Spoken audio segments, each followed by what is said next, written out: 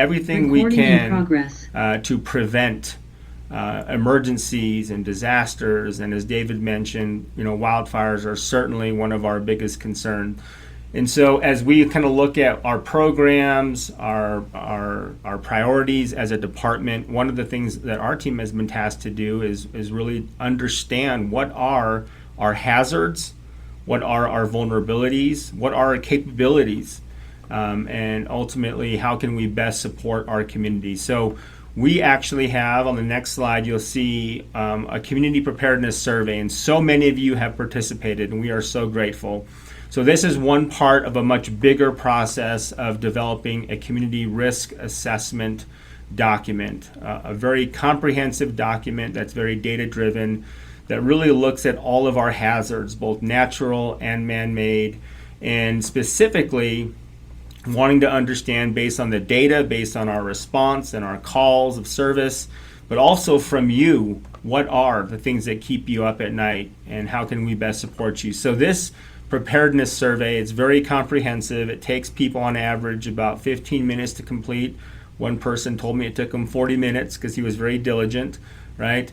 And it's about 53 questions. And we have currently, on the next slide, you'll see we have 1,116, probably even more now. And here's what's amazing. And I think this is one of the key notes that I want to really highlight today, is that of all the responses, and this is a voluntary survey, so we use more of the snowball sampling, 52.5% of those that participated are our older adults. Again, we kind of know what are our most vulnerable zip codes. We know our demographics, and we made every effort to reach every person in Colorado Springs, but unfortunately, as comprehensive and as long as this survey is, we can't force people to take it. And so even with all our efforts, right, of really trying to have a representative understanding of what the concerns and risks and vulnerabilities are for our residents here in Colorado Springs and throughout the Pikes Peak region, over half have been our older adults. And I just want to highlight that because I think it's a hallmark of how amazing each one of you are in terms of your level of engagement. And when we talk about preparedness, I think some of the things I share, some of the findings and some of the observations we have just in general when it comes to preparedness and preparing for emergencies, I hope you appreciate what we have to say. Most of the responses have come from those who have lived here a very long time. Again, our older adults, 63% who took the survey, have lived in Colorado Springs over 20 years. So you have experienced the best of the best and the worst of the worst, right? Waldo Canyon in 2012, Black Forest Fire in 2013, COVID, right? You've experienced it all and even more, whether it's flooding or severe winter weather or hailstorms. You've experienced it, you've lived it, right? And when we look at some of the data, 41% of older adults say, hey, I think I'm already prepared, right? And then about 12% say, well, I don't know what to do. I don't know how to prepare. And so the reason why I kind of start up front with this information is really your experience is incredible. I always like the quote, knowledge is knowing a tomato is a fruit. Wisdom is knowing you don't put a tomato in a fruit salad, right? And so one of the things we see when we compare the older adult data to the general population, perhaps we can say the younger adults, you come with a lot of experience. You are more prepared. You've been more diligent in preparing. But there are some vulnerabilities that we have to acknowledge as we build our plan. Next slide. So when we look at what are some of the top hazards, again, I extrapolated the data specifically from those 569 results, just to really understand from our older adults, what are the things that keep you up at night? And 89% said that wildfire is our top natural hazard. So we had 19 natural hazards, a whole bunch of man-made, human-caused hazards, so it's quite a comprehensive list. And wildfire was the number one hazard, right? And certainly we are a little bit biased. We are the fire department, so we certainly understand that wildfire for us is a huge priority. When we looked at some of the human-caused hazards, structure fire was also at the very, very top. So 60.5% of older adults said structure fire is something that keeps you up at night.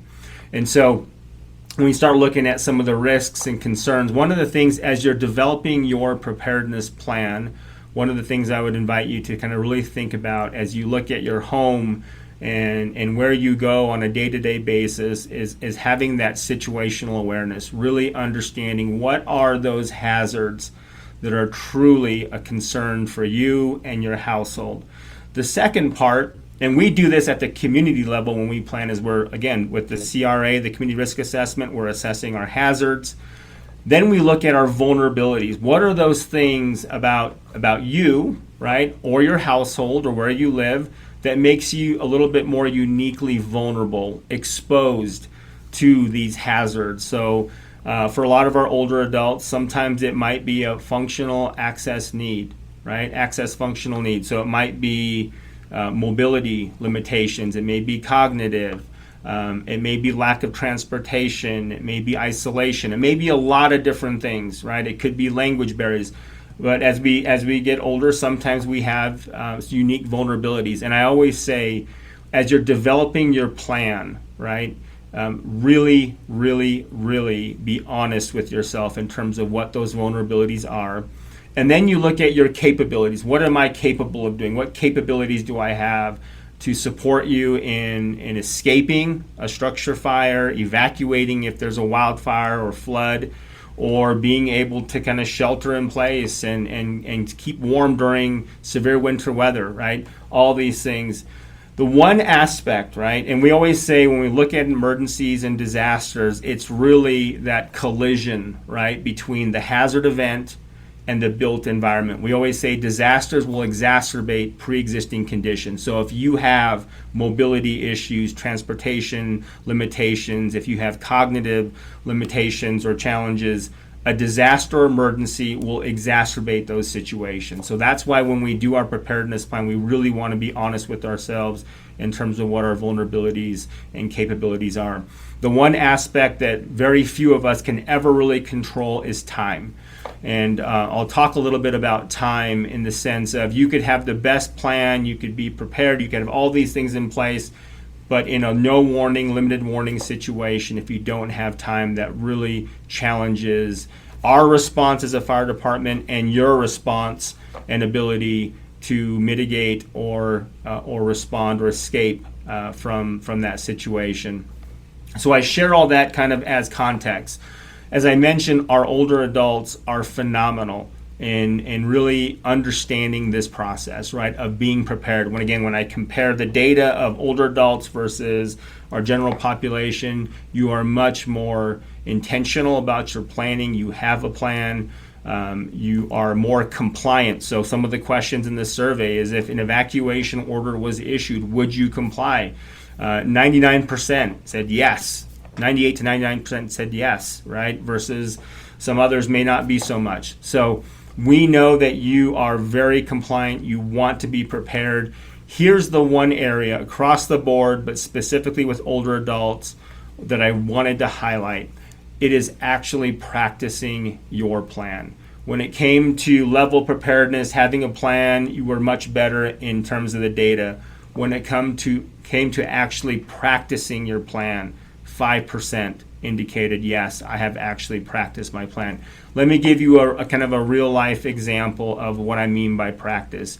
You could have a great plan, have all these contingencies in place, right?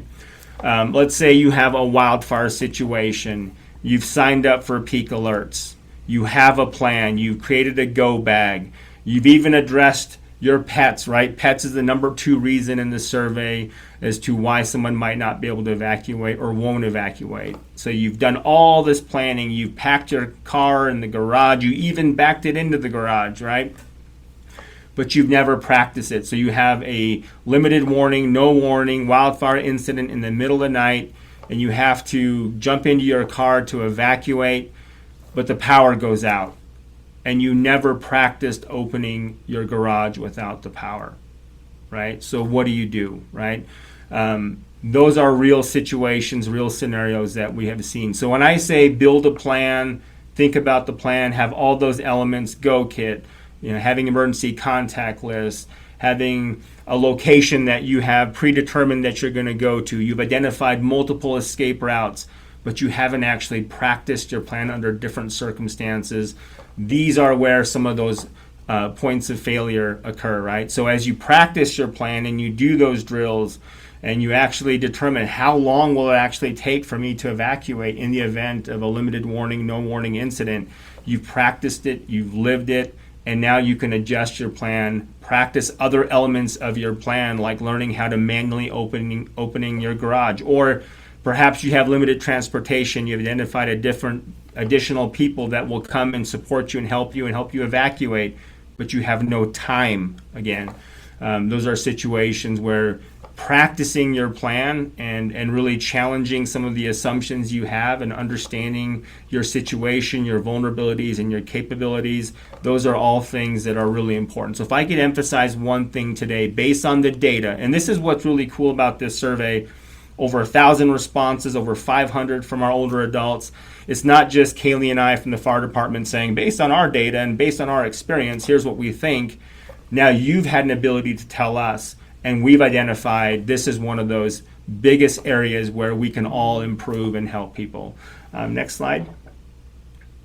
So one of the areas that was really clear in the survey, and it really kind of speaks to our older adults and those who perhaps are a little bit more vulnerable. When we did some of the preliminary analyses and statistical analyses, we determined that once you start to compound, stack different vulnerabilities, whether it's specifically mobility, not knowing evacuation routes, income level by itself, I wouldn't say is necessarily an indication that you're vulnerable or have less resources, but that's what the statistics showed.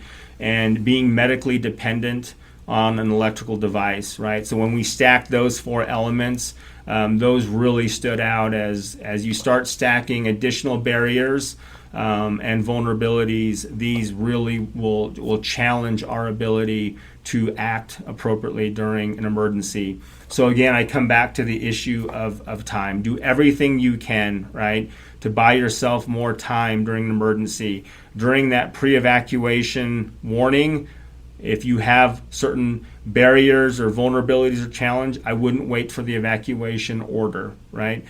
Early notification, again, addressing the issue of time, making sure you have smoke alarms that are maintained and updated. That gives you that early indication to escape your home. Signing up for peak alerts. That's our Pikes Peak Region's emergency alert notification system. Again, that's buying you time. So as you develop and really are honest about your capabilities and your abilities to actually act in an emergency, build your plan realistically based on those very real circumstances that you experience, and build that into the plan, and finally practice, right? And I just want to highlight how incredible each one of you are. You have so much wisdom, so much knowledge, right? So much experience. And this can all be super helpful and a very powerful tool as you go forward and prepare yourself and your household for any emergencies or disasters. So when I talk about some of these vulnerabilities, this is in no way a negative, right? I'm not trying to suggest these are limitations, but these are the realities that we face. And when you plan accordingly. Next slide. So one thing that we really want to press upon you is how to take care of yourself and make sure that you are prepared ahead of time. So again, my name is Kaylee Napo, Colorado Springs Fire Department, and I do work for the Division of Fire Marshal. So our key is preparation, making sure that we are prepared and making sure that we are preventing anything from occurring.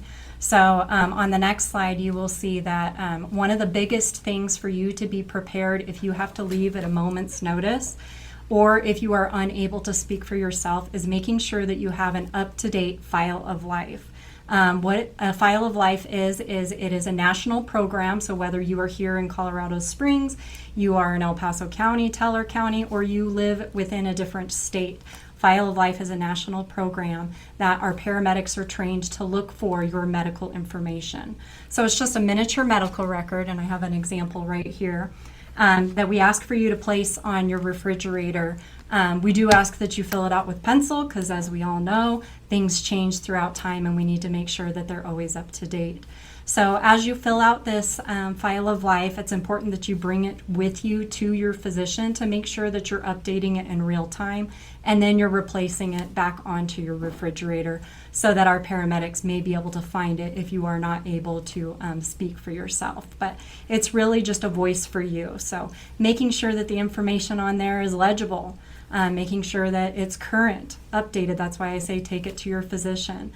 Making sure that the dosage is correct, because if you are letting us know that you're just taking a little blue pill, well, that could be anything. So we want to make sure that we can take the best care of you and get you to the best care when it's an emergent situation. Allergies, drug interactions, and then one of the biggest things, especially talking about emergency preparedness, is making sure that you have up-to-date emergency contact information that you have specifically talked to those people about. They know that they're your emergency contact. So those could even be your neighbors that are going to help you in case of a need of transportation or evacuation. So making sure that not only do you have the contact information, but you've had that conversation with those that are on there. And then one thing that we ask, just to kind of take the gray area out and so that we can respect your wishes, is to make sure that you have a copy of your advanced directives or your MOST form, DNR if you wish to have CPR. Have a copy in that, because as we know, when we get whisked away to a hospital, sometimes we don't get our original documents right back. So if you have a copy on it, it can at least notate where your original is located and we can support your wishes. But and then we all have hospital preferences, so making sure that you identify that. But go ahead and continue on to the next slide, because one thing that you need to consider when you are completing this file of life is that you are including your physician. So making sure that you're having those conversations with your physician, that you understand the medication that you're on, or those that are a caregiver or a care partner are knowledgeable about the medications that you that your family member or your patient is on and why they're on it. Making sure, preventative, making sure that your vision and hearing is checked regularly. We speak of those vulnerabilities, making sure that you understand what are some precautions that you can take in advance to make sure that you have those notifications. There are bed shakers to alert us at night, so if we aren't able to hear a smoke alarm, it's able to alert us if we need to evacuate. And then, of course, nutrition, making sure that you're fueling your body and making sure that you have the food that you need. But these are great conversations to have with your physician when you visit them and are completing that file of life. Leanne, next slide. Thank you. So the biggest thing is making sure you have that support network, whether it's family, whether it's a neighbor, but you have someone that you can call and contact and they can support you in a moment's notice. Now, sometimes that family member or friend is across town, so we use the Waldo Canyon as an example for that. Those that had to evacuate on the west side of town needed family and friends that were on the east side of town. So making sure that not only do you have that connection within your neighborhood, but you've got that connection within the community. So making sure that you have somebody that you can contact in case you need to relocate your pet temporarily for time, or you need to relocate yourself for 3 to 5 days due to certain emergencies. And then making sure that, we're going to talk a little bit later about the go bag, but making sure that you have essential medications with you 3 to 5 days, so that if you have to pick up and go in a moment's notice, you have your essentials with you. And the file of life is a great thing to snag off of your refrigerator and take with you, because it has current updated information. So not only updating that file of life, but that go bag on a regular basis. Next slide, please. So one thing that we never want to, but it does occur, is having to call 911 for a variety of reasons, and this is the preparation piece. So making sure that you understand what occurs when you call 911 for whatever emergency may occur. So being situationally aware, so making sure that you know your location, whether it's at your residence, whether it's at your business, your church, but making sure that you're aware of what the address is or cross streets that you're at, so that we can get to you as quickly as possible. Knowing the phone number that you're calling from, so if it gets disconnected, we can call you back and make sure that we care for you as best as possible and as quickly as possible.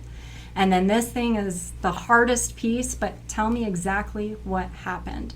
So when we are in an anxious state and we are having to call 911, keeping calm is definitely a challenge. I had an experience with this a couple weekends ago when lightning hit my home, and I myself, as working for the fire department, had to call 911 to get support. And it was a challenge even for myself, speaking to this day to day, remaining calm when I had to speak to the dispatchers. So just understanding that the more information you can provide, and if you need to take a deep breath before providing that information, that's okay. You want to make sure that you're giving the most accurate information. And then, of course, anytime you're calling 911, that you're making sure that you're keeping yourself safe before initiating the 911 call. So if you need to remove yourself from a dangerous situation, please do so first. And if you are unable to speak, just know that you can also text 911. So just know that there's alternative opportunities to contact a dispatcher to get the help that you need. But never hang up with 911. Make sure that you complete the call so that we can make sure that everything is good in your home. Go ahead, next slide, please. Okay. So the big thing taking away is if you see something, say something. You are the first line of defense in your community. So taking care of those neighbors, taking care of your family. If you are a caregiver, making sure that you're taking care of your patient, family member, or even the children that live in your home. But making sure that you are prepared with the file of life, you're signed up for those peak alerts, you have active working smoke alarms and CO detectors, just making sure that you're prepared. Next slide. So as you walk away from everything that you've heard from the fire department today, make sure that you're taking away these things. So awareness and prevention, making sure that if you smell smoke or see fire, don't assume someone called 911. Be that one that initiates that call. If you notice any hazards, either contact staff or make sure that you yourself are adjusting and making corrections to those hazards. Check on those neighbors.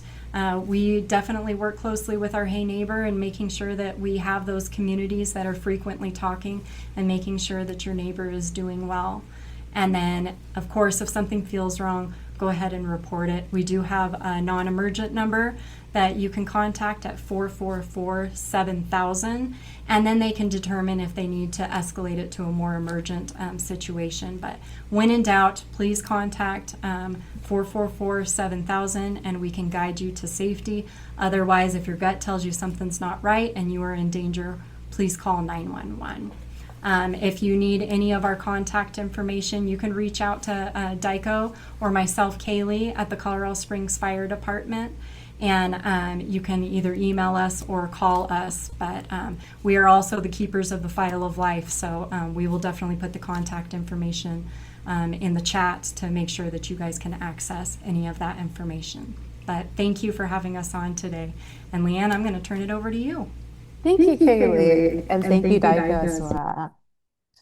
This is a lot of great information. I'm going to keep the slide here for a second if anyone wants to take a photo. I believe it's going to be put in the chat as well, so that's great too.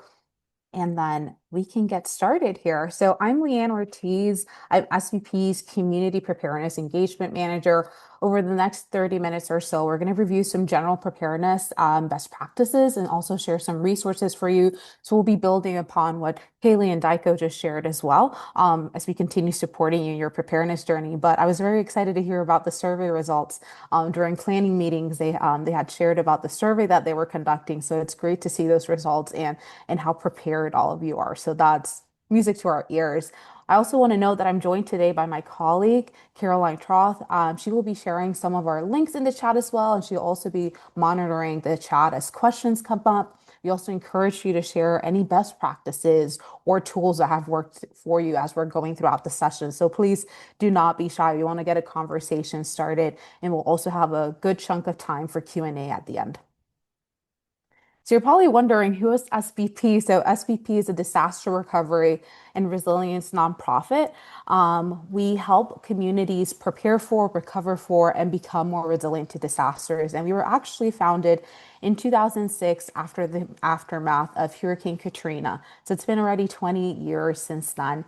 And we were actually founded as the San Bernard Project because our work initiated in the San Bernard Parish. So parish would be the equivalent to counties in many other states.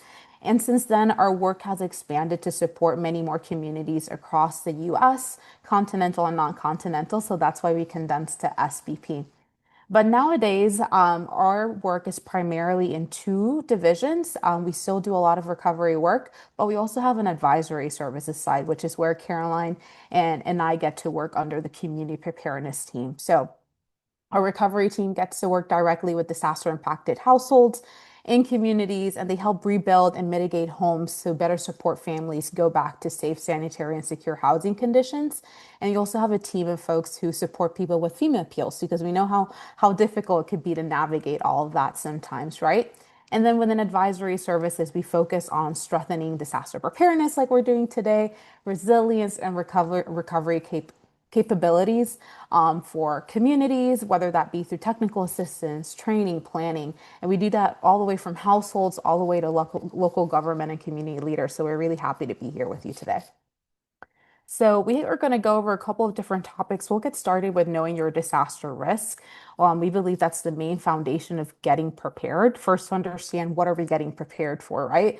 So that way we're able to be more intentional about the actions that we're taking for ourselves, our household, and our loved ones. Then we're going to go into making a preparedness plan. Right after that, we're going to go into talking about having adequate insurance coverage. We're going to talk a little bit more about protecting important documents, similar to what the fire department was just sharing. And then we're going to go into a couple of actions and best practices for mitigating risks, but also actions to take right before disasters. Okay, so starting here with knowing your risk. As we know, disaster risks are changing very rapidly. It's a landscape that we see changing locally, but also nationally as we look around our fellow neighbors in different states. We know that a lot of communities, even if we're looking within the same state of Colorado, they face different disaster risks, right? Or just have different hazards. And we know that it's increasing in frequency and also in intensity. It seems like every other month now we have a historical event happening, right? And we're like, wait, didn't this just happen a couple months ago or a year ago? So that's where our current disaster landscape is at the moment. So we're also in a stage as a nation and honestly as a world that it's not a matter of if a disaster will happen or a major emergency, but it's a matter of when that next disaster will strike. So we want to make sure that we're prepared and we're ready to go for when that happens. So, like I just mentioned, we've been seeing a lot of different things happening in terms of risks. So we want to make sure that you use different tools to be able to understand what those risks are around you. As you see on the screen, we have risk factor pulled up. I really love this tool because I'm a very visual person. And in this case, I live in Houston, Texas. Houston, Texas is not where I grew up. So the landscape was very different for me, right? Thankfully, I was used to hurricanes growing up on an island, but there's a lot of different things that I didn't know I had to do here. So risk factor was one of those sources that I was able to plug in my address and get to know a little bit more information, but also your local emergency management, your local fire department. They have a lot of great resources for you to understand what do risks look like for your community, but also for your main household as well. And as you can see on the screen as well, we have a great data point here that between 2011 and 2024, nearly every congressional district in the country experienced at least one federally declared disaster. And this speaks volumes because oftentimes there's a lot of communities who experience different disasters and emergencies that are not federally declared. So that speaks basically what that translates to is that most likely an even bigger percentage of congressional districts experience disasters during that time frame. But understanding your risk is only a part of preparedness. You also have to make sure that you're staying informed. And the fire department shares some really great resources there as well for you to stay plugged in and know immediately when to take action and understand what's happening around you. So we encourage you to stay connected to your local weather, your news, and emergency stations, whether that be through TV, through an app, through radio, which is one of my usual favorites and trusty ones, especially when communication and electricity is down. And making sure that you're using that you're pre-identifying what are those trusted tools that you want to get information from, because oftentimes there's a lot of noise happening. So you want to make sure that you know, okay, this is my local news person, this is my local emergency management, this is where I'm getting my information from. We, of course, want to recommend the NOAA weather radio as a very important tool. Again, it's going to be good, especially if there's no electricity available. Is there, if communications are down, you're still going to be able to receive that information and be able to take timely action when there's severe weather happening. And something that's really good to do and something that I hadn't thought about. And this is me working in this space and talking about it a lot. I had a weather radio. Thankfully, I hadn't had to use it since moving. And I was speaking with a local emergency management individual, and they're like, "Have you preset your radio?" And I was like, "Well, I just figured if something's happening, I would turn it on and kind of like figure it out." They're like, "No, you should actually preset it so that way you can just turn it on and you already know what to do." So I encourage you, if you have a weather radio or you're planning on getting one, to take some time to do that. And then wrapping up here, there's a couple of different apps that are great, not just for getting immediate information, but for also getting familiarized with what the risks are, what they mean, how to get prepared for them, and also how to navigate them and how to get information afterwards. So we have FEMA's app here, which is a great tool. And then there's one of my favorites, which is the Red Cross Emergency app, especially if you want to have your address and you want to have the address of another loved one. Maybe they're in your community, maybe they're in a different state, and you can also stay plugged in to see what's happening around them and also support them with that preparedness or just checking in on them of like, "Hey, I got an alert that this is happening in your community. How can I best support you?" And last but not least, again, to talk to what Daiko was saying of making sure that you're subscribing to your local alerts. We put here a link for just in case there were folks from other counties and regions across Colorado joining as well. You can find here which is the alert system for your county. In this case, it seems like it's peak alerts for Colorado Springs. So making sure that you're subscribing. And if you haven't seen anything go through it in a while, making sure that maybe, hey, am I subscribed? Maybe I need to update any information. So you're getting timely information in case something does happen. So going over here, a preparedness plan, we like to separate it into three buckets. That first one is a classic, making sure that we're gathering our supplies. That next one is that we're creating a plan. And last but not least, that we're planning for recovery. So not just leaving preparedness until navigating the disaster, but also what are we going to do afterwards so we can get back to the closest state of normal. You've probably seen many lists just like this one. So I won't go into every detail of everything on this list here. But when you're building your disaster kit or maybe you're updating it, you want to make sure that you have the right supplies in hand for safety, but also for your own comfort and well-being.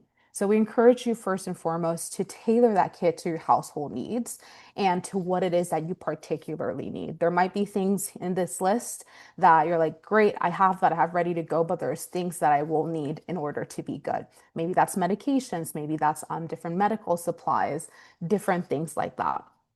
And it's also important, sometimes we look at these lists and they can be a little bit overwhelming, especially if you're starting from zero. It's okay to build them little by little. Oftentimes, you also have all the items at home, and it's a matter of getting those all in one safe place that you can quickly access. And similar to the example the fire department gave, know that you can access them, put those in your car, and head on out. A couple of things to point out here. We want to make sure that we're stocking non-perishable, easy to prepare foods and enough water. The recommendation is usually 1 gallon of water per person in the household. And into that, I always like to make sure that you have enough water and food for your pets. And if you're sheltering at home, the recommendation usually is 1 to 2 weeks. And if you're to evacuate, think about 3 to 5 days.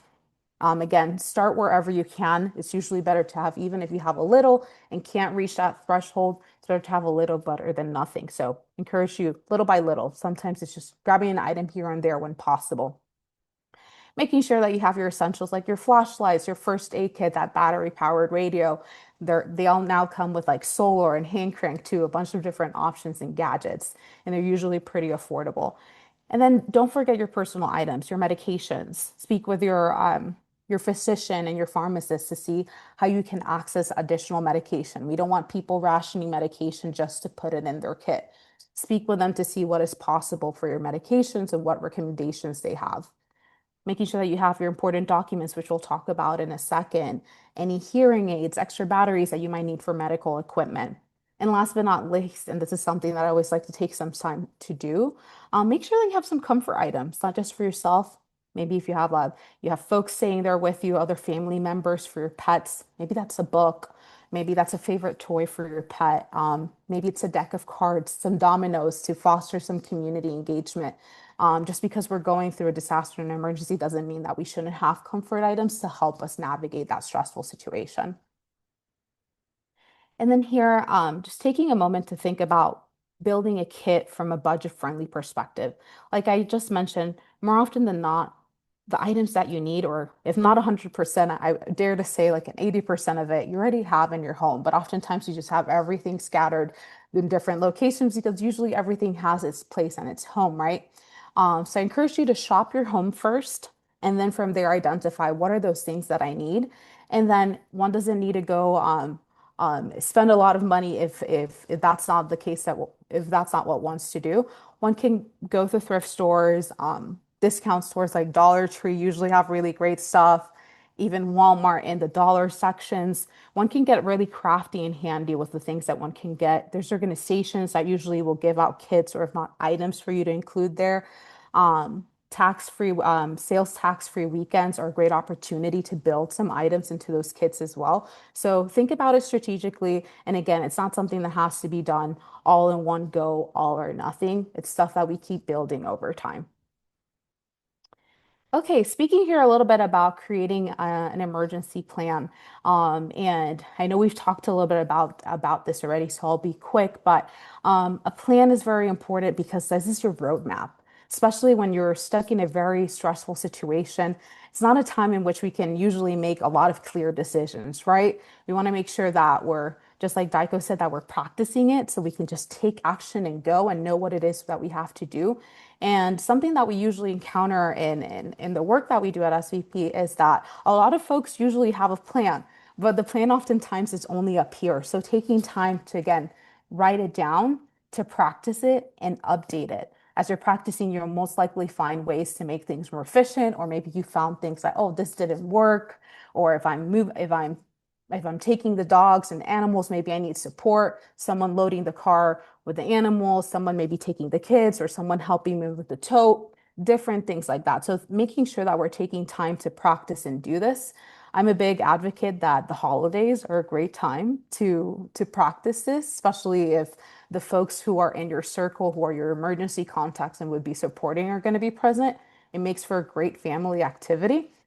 But also thinking about it, setting a time during the year hey, you already have it down pat, you know your plan, it works, it's written out, you've talked it out with everyone, but maybe there's a new family member, maybe there's a new pet, maybe you've moved, or maybe you just haven't looked at it in a year. Set a time to update it or just at least look through it. In our household, it's something that we do at the top of the year in January. We discuss if there have been any changes. Do we still feel comfortable with what has been outlined? Does it work? We practice it. No updates need to be made. Great. Maybe a few tweaks. Great as well. Take time also to understand like what are the emergency procedures for the places that you spend a lot of time in or that you frequent. Maybe that's work, maybe that's school, maybe that's a community space in which you're a volunteer at. What do those procedures look like just in case that you either need to support them with their preparedness or if not, you're in that space when something does happen. So taking the time to do that as well. And then also making sure that you're taking time to speak with your neighbors. I think it's amazing the communities that we live in. And oftentimes our neighbors are first responders or those who are there first for us as emergency services come to us. So taking time to understand what are the needs around us? What are the skill sets around us? You'd be surprised. And down one street, all the different tools and skills that can come together to better support each other. So taking time to have those conversations. I know sometimes it could be a little bit weird to bring up, but at the end of the day, it is for a good reason. So making sure that we're staying aware of like what are those needs and also skill sets. And last but not least, I'll speak about this a lot. Make sure that we're thinking about our pets when it comes to planning. Maybe it's understanding does the shelter that I would plan to go, do they accept pets? What do I need to bring for my pet? What does it look like to bring them with me? Do I have all their documentations? And if it's not in your case, maybe you have a loved one that has a pet. Are they thinking about a pet? Nationally, pets are one of the main reasons why people do not evacuate and leave their home. And not only are they putting themselves in harm, they're putting their pet as well. So thinking about that. Okay, so going here really quickly into planning for our recovery. One of the first things that we need to think about when we're planning about recovery is our savings. And I know this can look very different for everyone depending on your um on finances. I know we're in a difficult time in these last couple of years, but we just want to make sure you're in a much stronger position if worst case scenario were to happen. So a couple of things to think about when we're thinking about savings is making sure that we have emergency cash, preferably if in case that power goes out, card services are not functioning, for any costs that might come up. Maybe that's having to stay somewhere for a couple of days. Maybe that's having to get food or gas, transportation, those type of things. But also very importantly, making sure that we have savings for insurance deductibles, which is something that unfortunately we've seen in the recovery space as well. Because deductibles is the amount of money that you pay your insurance to be able to get your insurance coverage to activate or just apply in this case. So first and foremost, very important to know what that deductible is so there's no surprises. And if possible, planning to set aside money for that so you can immediately be able to access that insurance. So again, this is gonna depend at the end of the day if it's something that one can do or not. And last but not least, any unexpected costs. Maybe it's removing debris, fueling a generator. I know that one's not a good one, especially when it's for a very prolonged time. And again, it's going to matter how you are in your financial state. And in a question that I've gotten a lot, especially with the communities that we serve, is Leanne, what is this magic number for savings? And to that, my answer always is not only is that going to matter like based on you, but if you have a dollar, if you have $5, if you have $20 set aside, that is $20 that maybe you weren't counting on if you didn't put them aside originally for that. So there's no magic number, just whatever you can set aside, think about it over for if worst case scenario were to happen. Maybe it can fuel your gas tank, maybe it could cover a meal, maybe it could be a blessing for someone else. So think about it that way, and it usually is a little bit better. Going into loans, I won't I will go too into depth here. And the main reason why we put this here is because we want to make sure that people are aware of what financial options might come up for them if a disaster does happen. So first and foremost, if possible, meeting with a financial counselor. There's also a lot of great organizations that support with this for free, like Operation Hope, to understand your current budget, understand what resources are available to you if you had to like recover. Let's say your home was severely impacted and what that would look like for you. And another one is being aware of Small Business Administration or SBA and how they function. So after disasters, the SBA offers low interest disaster loans to homeowners and renters. So they just don't only work with businesses. And that option comes up when a disaster is federally declared. And it's usually also the first option that you get once you request assistance from FEMA. And that usually comes as a surprise to folks because you hear the SBA, you're thinking businesses, you're like, I'm not a business owner, or I'm not applying for a business, I'm applying for my house or my renter. It's a lot of time and stress. So making sure that you understand how that works if that were offered to you. So if you're stuck in that space, you know what actions and what steps to take. So taking some time to read about that, educate yourself around that, or if not, support someone with that. So there's no surprises at the end of the day. And I've linked here a page so you can go and see that. But if not, if you put SBA and disaster loans, it speaks through the process and what that means for individuals who have that offered to them. Okay, going really quickly here into disaster aid. So I know this is a topic that has been top of mind for a lot of people with the different changes that have been going on. But what I will state is that the type and amount of assistance available is going to vary drastically by disaster and by where you live and given your individual circumstances as well. Not all disasters are going to be federally declared, so that's going to add to that variety of assistance that's available. And that all depends. Is it big enough? Is it something that qualifies? But in the case that a disaster is federally declared and it does become available, a lot of assistance is limited. Some assistance is immediate. Some assistance takes maybe a year or two to become available for individuals. So all of this to say that we cannot rely on federal disaster aid as being that silver bullet when it comes to recovery. That's why we want folks to think about insurance, their savings, and all these different assistance that can help them recover afterwards. And I pointed out here creating a home inventory. It's something that's very important, whether you're seeking disaster aid, if you're seeking support with your insurance. And this is not only for disasters, this could be for things that happen any day. Maybe some pipes burst in your home and your belongings were ruined as well.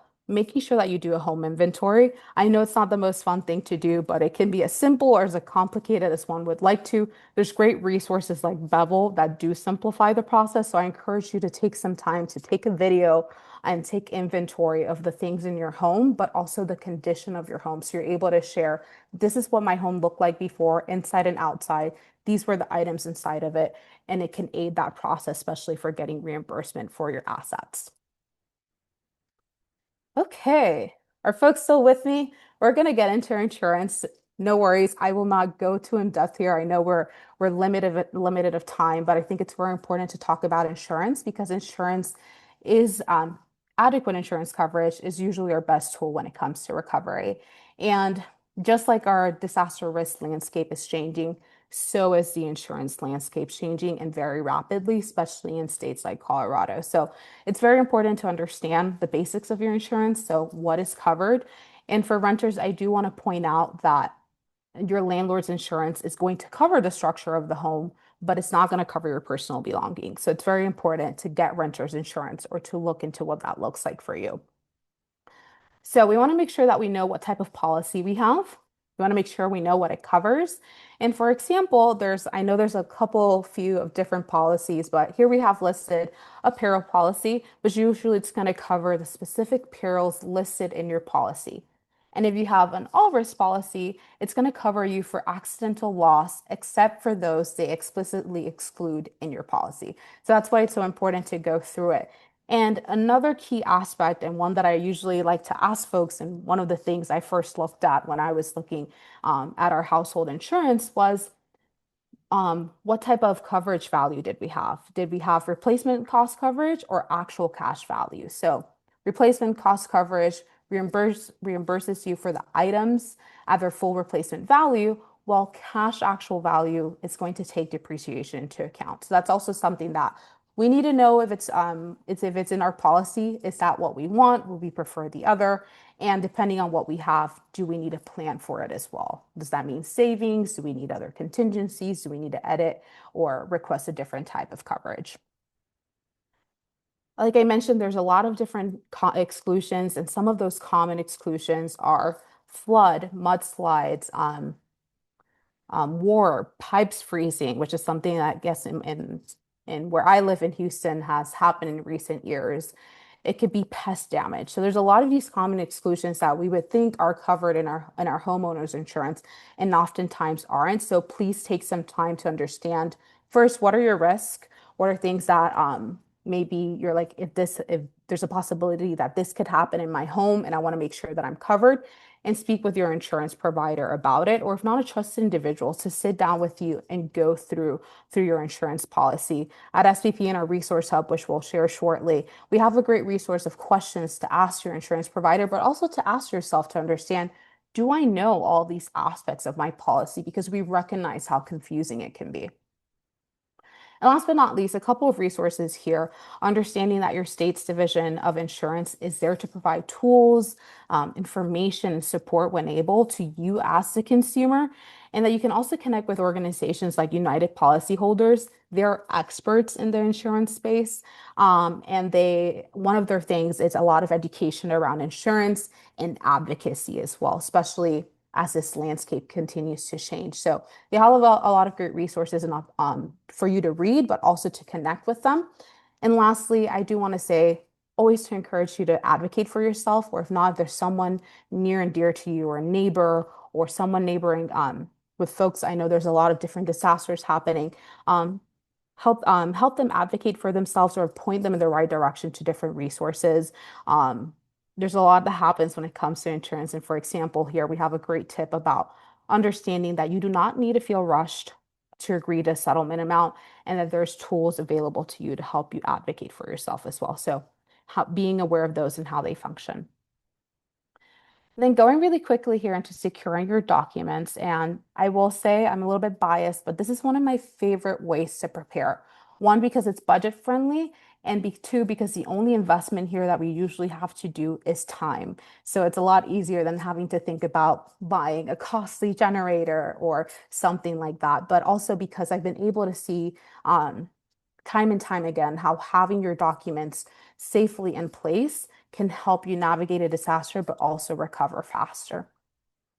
So a couple of different things to keep in mind when we're thinking about personal documents is that we want to be able to establish who we are and also who is a part of our household. So IDs for everyone in the household, birth and marriage certificates, immigration documents, and even thinking about our pet records, right?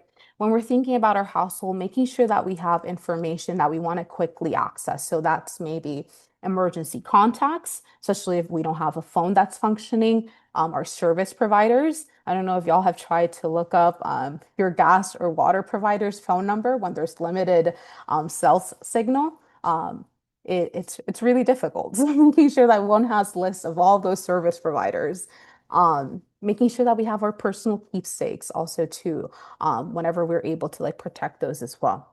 When we're thinking about financial and legal documents, thinking our insurance policies, having copies of those, our home and vehicle ownership records, especially after disasters, that's one that we really need for our home. And any other important financial documentation, sometimes it's bank statements, wills, all of that. And then when it comes to medical, which I think it's a very important one and one that is often forgotten, making sure that we have a copy of our medical history. That yearly appointment with our PCP is a really great moment to ask for a copy of that medical history, and just having an updated copy and ready to go. Making sure that we have our insurance cards, our prescriptions, vaccination records, because especially if something were to happen in your local pharmacy, your local physicians aren't able to treat you, you need to receive treatment elsewhere, you're able to migrate that information quickly and get access to the best care possible. And I know this list isn't exhaustive, but it's just a couple of things to get folks thinking. And then we want to make sure that we're thinking about protecting these documents, not just physically, but also digitally too. Maybe physically looks like putting them in a fireproof and waterproof safe. Now they make great bags for that too. Maybe it's a safety deposit bag, something as simple as a sealed bag. So a good Ziploc. I've seen it time and time again be able, especially if it's more of a water event, for fires, not so great, but keeping those documents ready to go, or if not, putting those in the bag that we're taking with us so that way they're protected from the elements. And making sure that we're separating our physical documents, our not our physical, our original documents from our copies as well, because sometimes we know how hard it is to replace those original copies. When we're thinking about digital document storage, the main advantage to this is that usually you'll be able to access them anywhere. So taking some time to scanning it, nowadays things are so quick that one can scan from the phone or go to the library and get those documents scanned. And you can put them in a flash drive. In my case, I have important documents in my flash drive that go in the bag that I would take with me if I had to evacuate or leave my home. And I also have documents in the trusted cloud storage. So that way, myself and a trusted individual outside of my home have access to those documents if worst case scenario happened and I wasn't able to take my documents with me from my home. So we're going to be wrapping up here, and especially in this section, I encourage you to use the chat. A lot of this information that we're going to share, again, it's not exhaustive. So if there's any best practices, tools that work for you based on your lived experiences, please make sure to share those in the chat. So we're going to be talking a little bit about mitigating risks to the property. First and foremost, regular inspections and maintenance is one of the most simplest ways to reduce damage to our home. Because as we know, some small issues, if we forget about them, we're like, hey, I'm not taking care of that now, or right now it's not that big of a problem. They just snowball into bigger things. And oftentimes, similar to what Daiko mentioned, disasters just exacerbate existing conditions. So making sure that whenever we're able to inspect and maintain things in our home, that it's going to make a really big difference. So a couple of things that you can do, inspect heating and cooling systems and water heaters. I know summer is incredibly hot. Like I mentioned, I'm in Texas. Yesterday, the water felt like soup. And I was like, I guess I need to put some ice cubes in the water to see if one can get a little bit refreshed over here. So making sure that before we get to high heat, that our cooling systems are working. There's a lot of loss of life due to overheating and heat strokes. But the same thing goes as we're heading into winter, making sure that all of our heating elements are functional, making sure that we're taking time to check around the house to see if there's any gaps, any water, any elements coming in through where they shouldn't be coming in. A really good activity is like in the morning, standing in front of a different window or door. If you see water or air or light coming in from somewhere that shouldn't be coming, putting some blue tape on it and be, okay, this is something I need to take care of. And then making sure that we're testing all of our smoke alarms, carbon monoxide detectors to make sure that they're working and operating in good order, but as well as checking in on all of our alternative power sources. As you probably guessed, this is a lot of hurricane, kind of like a hurricane alley. That's what I've experienced all my life in the locations that I've lived. And oftentimes I've encountered personally or with neighbors that their power sources, they didn't maintain them, they didn't check them ahead of hurricane season. And unfortunately, when it came time to use them, they were not functioning. So taking time to do those things as well. But then when we're thinking about the outside, and I know this is not the most fun thing to do, but making sure that we're checking our roof and also from the inside when possible to make sure that everything's in good and operating order. And if possible, making sure that we're fixing any damages that it might have, making sure that we're keeping our gutters, our drains, our downspouts clear. And so that water can actually, they can do their job and get water away from the home, but also making sure that we're maintaining vegetation around the home, especially in the case for Colorado being prone to wildfire. So that could also include creating that defensible space around your home, removing dead vegetation, overhanging branches, any yard debris that you might have. So taking time to be intentional about how we do that around the home. And a couple of quick actions to take before emergencies. And I will note, again, not an exhaustive list. So again, if there's anything here that you're like, hey, this is something that I always do, gives me a lot of peace of mind, maybe takes me 10, 15 minutes to do, please share that in the chat. But also, I do want to note that these steps aren't guarantees. This doesn't mean that your home will make it all right, that there will be no damages, but oftentimes it does make a big difference. So taking the time to be intentional about doing the things that apply to our home. First and foremost, we want to make sure that we're acting early and following the instructions of our local officials. I would say that's the most important part, regardless of what emergency or disaster we're about to experience. And depending on the hazard, we want to make sure that we're bringing any outdoor loose items inside to prevent them from becoming projectiles or causing any damages to our home, to a person, or to a neighbor. If it's applicable that you're disconnecting your electrical appliances or putting them in properly rated surge protectors to help them from power surges, or if not, just from getting damaged, because we don't want to experience that and then afterwards having to replace costly appliances. Making sure that we're closing all interior and exterior doors, garage doors, and windows to help limit the effects of wind, of rain, of smoke, ash infiltration, because we know all that can reduce the spread of fire. And I would say that one in particular is so applicable to different things, because just how it can help protect with that infiltration in case of a wildfire, in case of a strong wind event, it can help with the structure of helping it maintain its integrity.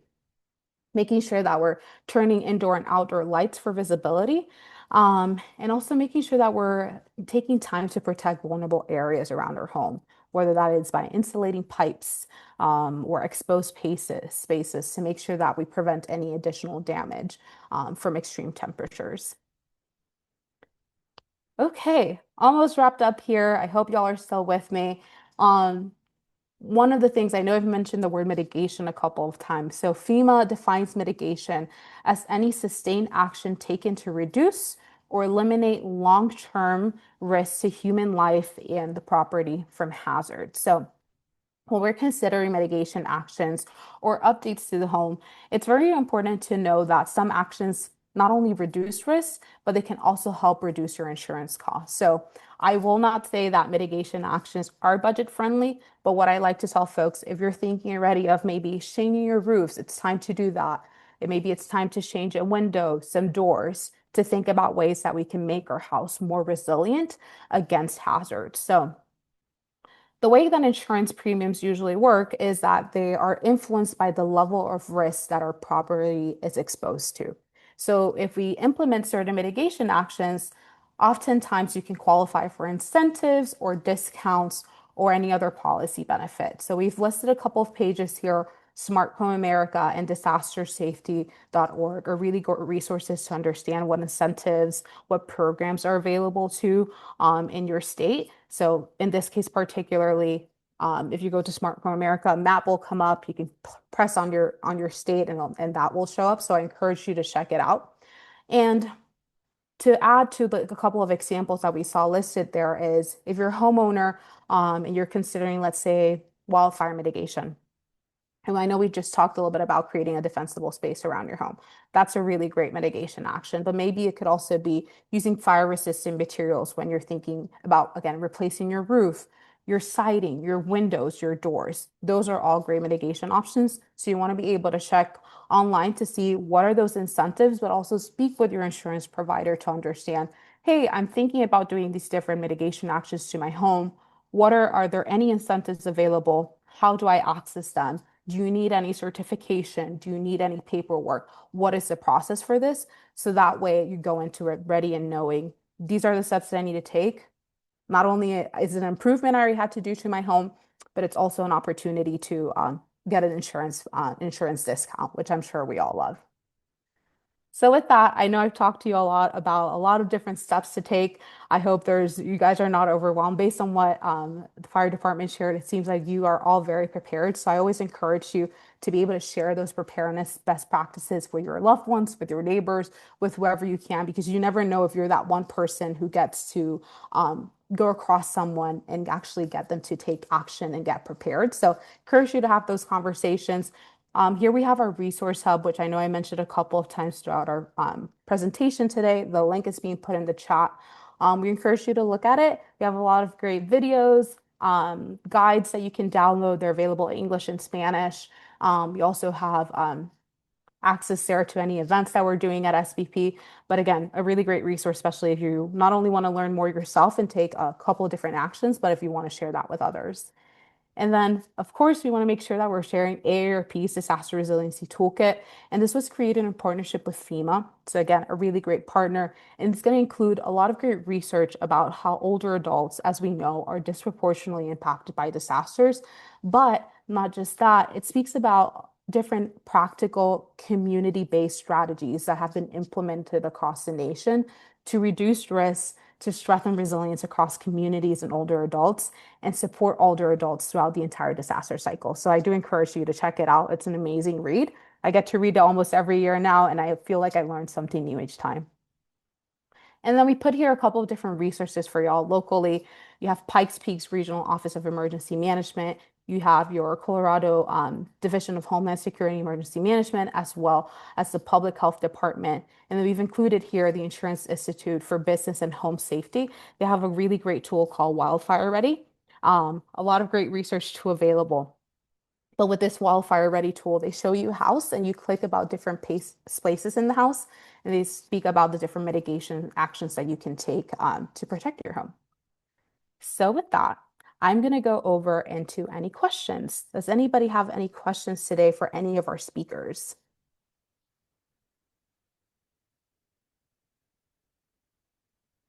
Okay, I'm going to look at the chat really quickly to see. I believe David had one for Dyko. Oh, excellent. Yeah, I can address the question. Let me read the question so that everyone on the chat can hear or on the call can hear. Do you know locally if any resources for seniors who are alone and don't have transportation and need to evacuate. So before I go into answering the question, I think some context is good. Kind of going back to the survey results, we know based off the survey and actually the entire 1,116 people that took it, about 11% said they may need assistance during an evacuation situation. 7% said absolutely we need help. And then the rest were no's. But when I look at maybe and yes, they all are yeses to me. Because if you're not sure, then we're going to put you in the kind of the same group. So that's about 18%. And typically we kind of assume in the emergency preparedness, emergency management space, 14-15% of our population will need some kind of assistance. Of that 18% that said, yes, I may need, or yes, I need special assistance, 20% said, I actually don't know where that assistance is going to come from. 10% said, oh, it's going to be first responders, so Kaylee and I, right? And depending on the incident, most emergencies that affect a large city, a lot of our first responder resources are going to go toward addressing the emergency, right? So that was just good insight into understanding that when it comes to some of our kind of assistance and needs, it's a hard question to answer, especially when it comes to transportation. So I can perhaps describe a little bit how the city and the region would address it. During a large disaster emergency, most likely the Regional Emergency Coordination Center would be activated. So that's what the Pikes Peak Regional Office of Emergency Management. So during significant disaster events that necessitate evacuation of personnel, large wildfire, we're going to open up our EOC. We call it our ECC, our Emergency Coordination Center. And there, as different requests and needs are identified, we're going to try to address those as they come. But more importantly, in the pre-planning process, they have what's called emergency support function number 1, which is transportation focused. Emergency support function number 6, which is more the mass care elements. So within these functional annexes or plans within the broader emergency operation plans, they've identified different partners, assets that can be utilized either via mutual aid or a contract or otherwise to identify and pull these resources together to provide assistance. So will the fire department, our first responders, do everything we can to support and help? Absolutely. But here's where it comes to that, just sharing the responsibility and knowing that during a disaster, resources are going to be stretched and challenged. It goes back to the issue of time that I described, right? We're going to try to provide those early pre-evacuation notices as soon as we can. But again, time is the one piece. If it's a limited warning, no warning incident, those are things that we can't control. So as you develop your plan and have it written down and practice your plan, identifying who those neighbors or social networks, maybe it's a church or otherwise, what is your plan to transport? During some of the recent wildfires out west, we saw a lot of people utilizing Uber and Lyft, which was great, and Uber, Lyft definitely used it. They came in and supported, but as first responders, the last thing we want is for people to be coming into the disaster area when they should be leaving. It adds additional congestion and issues. So if even before that pre-evacuation warning is issued, if you feel vulnerable and what Kaylee was saying, something doesn't feel right, look right, and you're using your years of experience and wisdom, and you're like, I just need to remove myself from this, and I'm speaking more of a wildfire situation or another incident, but utilizing some of those Uber lifts is probably appropriate right during the evacuation order. That might be a little bit challenging, right? So there's a lot of different contingencies. I know locally we have a lot of different partners that potentially could be utilized that provide transportation services, but again, a lot of that will be coordinated at that emergency coordination center. Good question. Tough answer. That definitely is a tough one.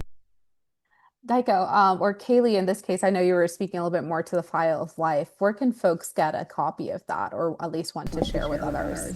Yeah, great question. So the file of life, there is a link in the chat that you can select, and you can print off a digital copy. You can also access one at any of our local fire stations here in Colorado Springs. I did speak to, it is a national program, so same resides at any other fire stations. You'll have access to the File of Life if they participate in that program. If you actually want a physical copy and you would like to come visit Dyko and I down at the fire department complex, you can come down to 375 Printers Parkway, and we can provide one. So it is one per person. So if you've got 5 people in your household, make sure that each individual has one for their individual needs per household. But our contact information is in the chat, and just make sure that each person has one, and not only do you have one, but you're actually filling it out. We have so many folks that get a hold of the File of Life, but they forget to actually fill it out. So make sure you fill it out and make sure you keep it up to date. Thank you. So it sounds like everyone has a task to do this week, making sure that it's getting updated, or if not, if you don't have one, making sure that you have a copy or access it online. I've seen a couple of times questions about the slide deck and the recording. There's going to be a follow-up email, and this recording for today is also going to be shared online. So it's going to live there if folks want to refer any of the information there. But with that, I'm going to pass it over to Marissa. Well, thank you. I just want to thank you all for being here today. Thank you to our presenters, David with Age-Friendly Pikes Peak, for really creating that holistic plan and working alongside the many domains of aging and making Colorado Springs such an age-friendly community. Thank you to our fire department and your steadfast work and your care for community. It shines through in everything you do, and just can feel that sense of support for Colorado Springs. And SPB BP, excuse me, your work with helping us create an emergency plan, thinking about those insurance pieces and all that goes into having something set up is certainly going to stay with me. I will be taking with me practice, practice, practice. And just really grateful. Again, I'm Marisa with AARP. We always want to invite you to be part of the AARP community through membership, through volunteering, through local engagement, and have a wonderful day. Thank you all.